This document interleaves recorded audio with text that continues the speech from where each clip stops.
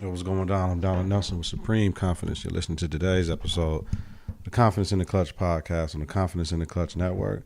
Whether it's the game of basketball or the game of life, you got to have confidence in the clutch. Practice makes confidence. Pressure makes diamonds. Stay sucker free. Keep it a buck. Stay woke or get out. Gold ball or bust. Game 7's today. You can't fit in when you're standing out. Listen on Apple Podcasts, Google Play Music, YouTube, and at confidenceintheclutch.podbean.com. Subscribe, rate, and review. Hit that bell button to get notifications of new episodes. It's important. Visit us on Facebook, Confidence in the Clutch. Follow us on Twitter and Instagram at K&K. Coming up, we're talking about Frank Vogel getting the Lakers job in all the game 6's that just passed. Toronto, Philadelphia, Denver, Portland, which are both headed for game 7s today. And Golden State, Houston, game 6. Golden State closed, Houston out. Like always, we bring you quality content with strong opinions and facts. The confidence starts right now. 3, 2, 1. Confidence on 3 and the clutch on 6. 1, 2, 3. Confidence 4, 5, 6. in the clutch. Confidence in the clutch.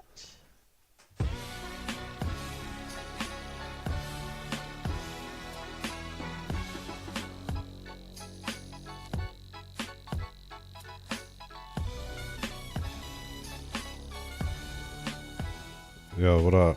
Happy Mother's Day to all the mothers out there that hold it down, hold our kids down, hold the community down. Happy Mother's Day to all the fellas that fulfill roles and motherly duties and everything like that, being a single parent in a household. Ain't nothing like that. You get credit too. Y'all want to know why? Listen to the podcast I did last night with co-host Kel, the Love Affair Discussions podcast, and Knockout Dragout. She don't think man should get credit on Mother's Day. Like I've never heard anything like that. That's just pure hating. I don't even know why you would say that. You know what I mean? It's just reality right now. You know what I mean? So, but who cares? Y'all want to check that out? That was a good one though. You know what I mean? So that was a good one. Love Affair Discussions, episode 39. Check it out on the Confidence in the Clutch network. Now, let's get right into it. 79% of home teams win game 7. Today is game 7 Sunday. You know what I mean? Denver, Portland. The game is just on first quarter right now. And then you got Portland and Toronto later. I just got back from Bella's game. They played tough, lost 2-1. Tell you with Bella, whenever she plays up in the forward position, she puts pressure on the defense and they automatically score. Now, she may not get a goal. And I tell her, Bell, you got to score because if you don't score, y'all end up tying or losing the game. My data and math is correct. They lost 2-1. I mean, she creates situations. I mean, she puts pressure on them where they break down. So, but that's what she's supposed to do. It ain't always about scoring goals. She started, she'll play defense, do whatever. I don't care where she play, as long as she play. Right? All right. Frank Vogel, former Indiana coach, former Orlando Magic coach, agrees to become the next coach for the Lakers. My thing is WTF. You know what I mean, just for real. I don't understand. He's a good coach, respected coach in the league, but Frank Vogel, like the Lakers, I told y'all last episode, the Lakers need to just sell the team. You know what I mean? Like, the family needs to just sell the team. Like, it's just getting ridiculous now. Jason Kidd will be his top assistant. So, let me ask y'all. Did Frank Vogel just sign his own death certificate as coach of the Lakers? You know what I mean? This happened in Cleveland with David Blatt and Tyronn Lue. Tyronn Lue, they wanted. Half wanted Tyronn Lue. Other half wanted David Blatt. So they bought them both in. Tyronn Lue was the highest paid assistant in the league, getting head coach money. So time will tell.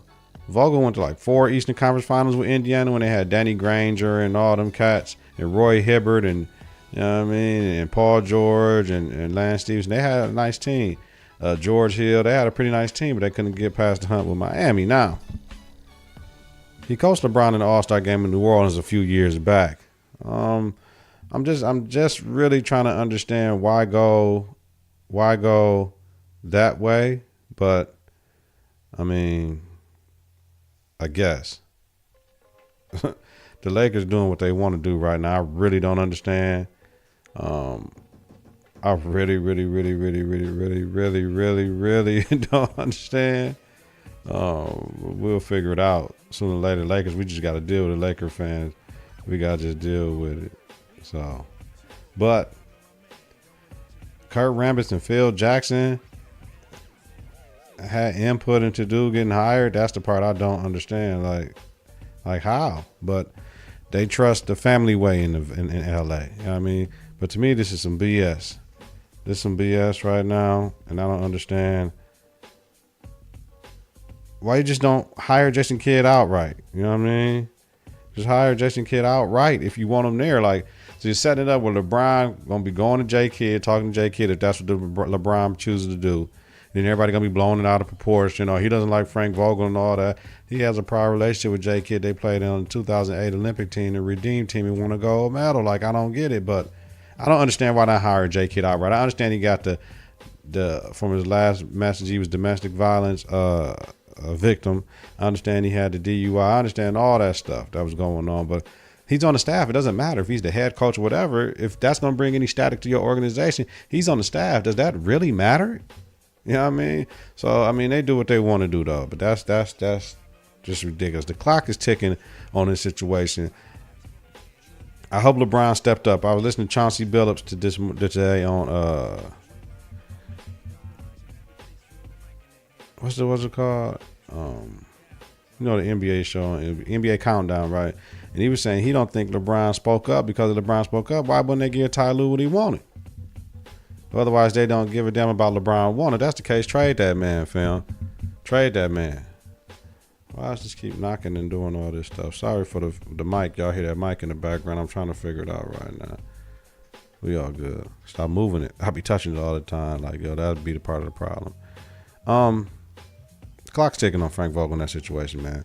Listening to Bill Simmons' podcast, man, you always got to get the other perspective, yo, about all the stuff that be going on. He said he heard Ty Lue couldn't be coached because of rift with Kyrie because Kyrie's coming to the Lakers. I'm like, damn. They won a title, though. I don't understand how you got beef with somebody you won a title with. Like, I just don't understand. It's the most self-centered, selfish thing you can do as an athlete, as a player, as a coach, as a parent. Like, you can't have beef with somebody to help you win a title. Like, when I won a title in 2013, I ain't had beef, but I bet you, I guarantee people had beef with me, and it came to fruition. Like, I don't understand that. Why have beef with somebody you won with? Like, because it didn't go all your way. It can't be all about you. It ain't all about nobody. It's a team. And a shout out to my girl. Shout out for Jennifer Blunt, class of 2011. Riverside, just got her master's in physical therapy. No, her doctorate in physical therapy from UW-Madison. Shout out to Monty Wilborn, Breonna Tate, and Alexis Green, my goddaughter, who's graduating, all three of them today from Marquette. 4-year girls. They played on the 2013 title team, man. It's all love. It's all love, man. That's what we do. All right, let's move on. Toronto and Philly, Game 6. Philly wins Game 6. 112-101. Series tied at 3-3. Butler led Sixers with 25, 9-18 from the field, 6 rebounds, 8 assists. Ben Simmons had a big game, 21 points, 8 rebounds, 6 assists. Joel Embiid, 17 and 12, 5 turnovers though. For the Raptors, Kawhi had 29, 12 and 5.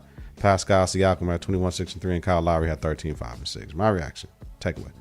Sixers set tone winning 29-21 at the end of the first quarter and were up by as much as 19 in the game. Raptors went on a 12-0 run and cut the lead to 7 in the second quarter, playing plenty of D and running the floor. I was watching the game like, man, they was playing plenty D. Then the Sixers pushed it back up. Sixers led by as much as 24 in the whole game, and Sixers pushed the lead to 15 at half. This is the Sixers' 6th win by double figures in playoffs. Embiid, 5 games under 20 points in series. He got a ball. MVP of the game is Butler. Butler earned his, whatever the max is, that 5-190, he getting that. Period, point blank. Period. Rebound, Sixers out-rebounded the Raptors 52-34. Turnovers, Sixers 12-18. Fast break points, Sixers 16-11 points in the paint. Sixers 56-42. Second chance points, Sixers 18-9. Pure domination all around the game. That's all it was. Sixers balled out. They were hungry. They didn't want to go home at home. From the free throw line, Toronto 22-29. 76ers 20-26. My next Game 7 predictions for later on today. The game 7 is in the 6. Do or die. Philly 108 points at home. 93 points on the road is what they're averaging in this series. 45% field goals, 36% three-point field goals in this series. At home, they're averaging 40% field goals, 30% on the road. 3-point field goals, they're averaging 46%, right? Come on, and 30%. In the wins, they're 40%. In losses, they're 40% from trade ball lane. Sorry. 46% field goal percentage in wins, 40% trade ball percentage in losses. I read that wrong. All right. Just a lot of math right now, yo. Toronto, 107 points at home, 99 points they average on the road, 111 points in wins, 95 points in losses, 45% field goal percentage, 34% three-point field goal percentage at home, 44% field goal percentage, 28% three-point field goal percentage away. All right. 49% field goal percentage in the wins, 40% in losses. You make your shots, you're going to win the game. All eyes on Kawhi. He has to lead them to the conference finals. Simmons has to play like he did in Game 6 to give Philly a chance, though. But it's all eyes on Kawhi. He was averaging like 40 for a minute. So we got to see what he do. And B, 21-9-3 in the wins, 13-7-3 in the losses. So Embiid got a ball. Without him balling, Philly has no chance. Kawhi, 35-11-4 in the wins, 32-8-5 in the losses. He's still consistent. It's what Toronto's bench is going to do. Toronto bench has to give them something at home. That's what they don't do. They don't give them enough at the crib, and that's the problem. So Philly starters have to lead the way if they want them to win and just ball out. Toronto will win Game 7. My money's on Toronto. Moving on. Denver, Portland, Game 6. Portland wins Game 6, 110-108. Series tied 3-3. Dame Lillard led all scorers for 32 points, 6-13 from Trey Ball land. 3 rebounds, 5 assists. CJ, Mr. Consistent, had 30. 6 rebounds, 3 assists. Hood, 25 points, 8-12 from the field, 4 rebounds. Balling. Nikola Jokic led Nuggets with 29, 12, and 8. Jamal Murray, 24, 10, and 5. Millsap, 17, and 6. My reaction takeaway. Denver jumped out to a 34-26 lead after the first quarter. Portland outscored them 93-74 the rest of the game. Portland bench stepped up to seal the deal for the Blazers. All right, 42-1. I'm missing the number. They ain't had no 1 point. MVP of the game is Dame. Field goal percentage, 3-point percentage. Denver, 33-86 for 38% from the field. 12-32 for 38% from Trey Ball land. Portland, 41-89 for 46%. 15-33 for 46% from the Trey Ball line. We see what it is. You hit them Trey balls, you go ahead and make it do. Denver had 3 extra possessions in the game. Rebounds. Denver, 44, 16 offensive. Portland, 43, 11 offensive. Turnovers. Denver won that 6-9. Fast break points. Portland won 10-7. Points in the paint. Portland won 42-32. From the free throw line, Denver 30-32 for 94%. Shot lights out. Portland 22-30 for 73%. Portland got to hit these throws. It's Game 7. Every point, every position matters. Possession matters. I'm sorry. Bench points. Portland 42-13. That's what I had down. 42-13. Portland bench stepped up, showed out. My Game 7 prediction for right now. On the road in the Game 7 against the best home team in the league. Dame has to go for 40 and hope the altitude doesn't affect him like it did in Game 5. Denver has all the pressure on them. Everybody's talking about they're young and this and that. They want to prove we young, we can do what we need to do. We're up and coming, right? They want to make some noise right now. Dame and CJ, on the other hand, last year losing to New Orleans, being a higher seed, they want to prove that was a fluke, and they're ready to go, and they can make it to that next level. They can make it to the Western Conference Finals. We got age and experience, right, versus youth and exuberance. Portland is averaging 124 points at home in the series, 103 points away. 119 in the wins, 108 in the losses. Denver's averaging 112 points at home, 120 away, 120 in the wins, 112 in the losses. So Denver is scoring more points, period, right? Not betting against Dame Dollar in Game 7, though. Portland wins Game 7. It's going to be a long game. It's going to be back and forth. A lot of lead changes, but I got Portland in the clutch. They're going to have the confidence in the clutch to make it happen, yo. And man, Friday. I know. We all know what we saw on that Friday. And y'all, this is a try call question today anyway, so I got to do it. Okay. Warriors win Game 6, 118-113. Win series 4-2. Curry, 33 points, 5 rebounds. Clay, 27 points, 7 of 13, 3 from 3-point range. Iggy, 17 points, 5 of 8 from trey ball range, 5 steals. Kevon Looney, Milwaukee's own, 14 points, 6 of 8 from the field, 5 rebounds. James Harden led all scorers with 35 points, 8 rebounds, 5 assists. CP3 had 27, 11, and 6. PJ Tucker had 15, 3 for 6 from trey ball range, 4 rebounds. Clint Capella had 10 and 10 double-double. Takeaways. It was 57-57 at half. Houston led by 5 going to the fourth. It looked like Houston had what they had to take. They kept Steph with 0 points in the first half. He was 0 for 5. He had 3 fouls. What the fuck, right?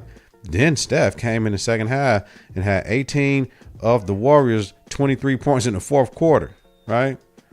He ended up with 33 in the second half. Y'all do that math, yo. Curry, 16 points in final 5 minutes.